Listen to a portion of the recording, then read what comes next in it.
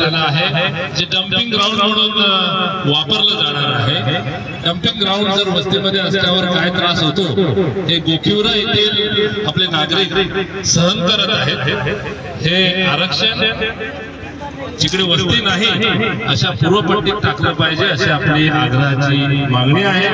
आपल्या वसई विरार भागामध्ये अनेक ठिकाणी कचऱ्याचे ढीग पसरलेले दिसतात, गटार तुंबलेले दिसतात, पाण्याचा निचरा वेळेत होत नाही. पावसाळ्यामध्ये चुळण्यासारखा 150 वर्ष वसलेला गाव 8-8, 10-10 दिवस पाण्याखाली बांधकाम आहेत.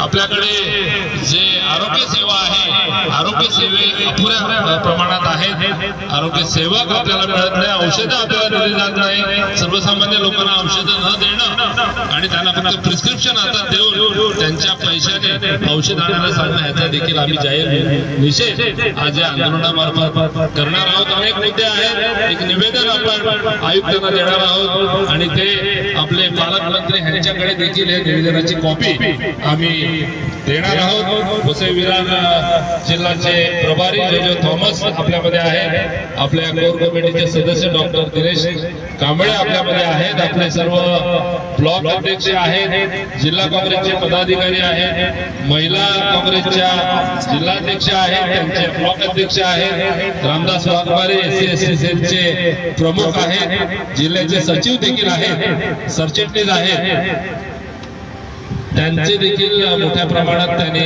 महिलांचा समावेश आजच्या आंदोलनात आहे. नेहमीच ते सक्रिय असतात. आपल्या सर्वांचं सर्व कार्यकर्त्यांचे प्रकाश पाटील आणि आपले सेवादलचे रतन तिवारी, त्यांची टीम, निखिलेश उपाध्याय,